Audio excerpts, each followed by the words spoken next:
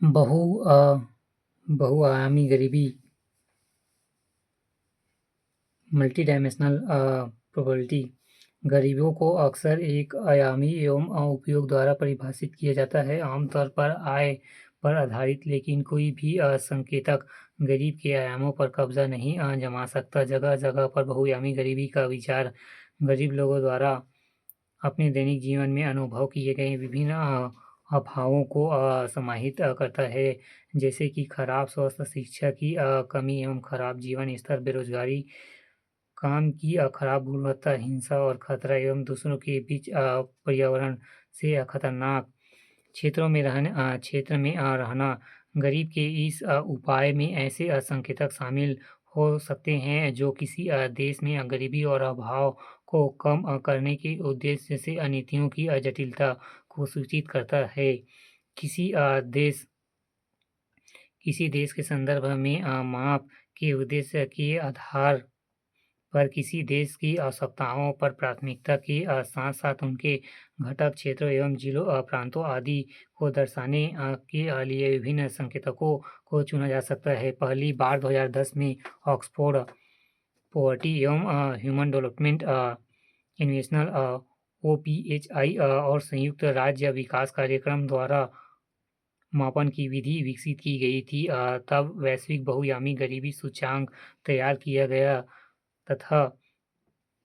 तथा बाद में HDR 1990 से बाद में इसका उपयोग किया था। यह प्रत्येक वर्ष जुलाई में संयुक्त राष्ट्र के सतत विकास पर उच्च स्तरीय राजनीतिक मंच जारी किया जाता है। भारत में GMPI की गणना प्रत्येक सर्वेक्षण के 10 मानकों पर की जाती है। पोषण, बाल मृत्यु दर, स्कूली शिक्षा का वर्ष, स्कूल में उपस्थिति, खाना पकाने का ईंधन, स्वच्छता, पेयजल, बिजली, आवास, घरेलू संपत्ति। भारत के मामले में राष्ट्रीय परिवार स्वास्थ्य सर्वेक्षण NFHS उपयोग किया जाता है, जो परिवार कल्याण मंत्रालय और अंतर्राष्ट्रीय जनसंख्या विज्ञान संस्था IIPE के द्वारा तैयार किया जाता है।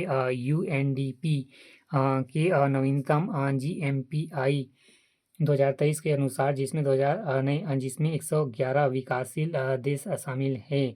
भारत में स्थित 2019-21 के सर्वे आंकड़ों पर आधारित इस संदर्भ में निम्नानुसार रही। कुल आबादी का 16.4% आबादी 2021 से में 258.2 मिलियन लोग बहुआयामी रूप से गरीब थे, जबकि अतिरिक्त 18.7% बहुआयामी गरीबी 2021 में 255.8 मिलियन लोग के लिए कमजोर रूप से वर्गीकृत किया गया।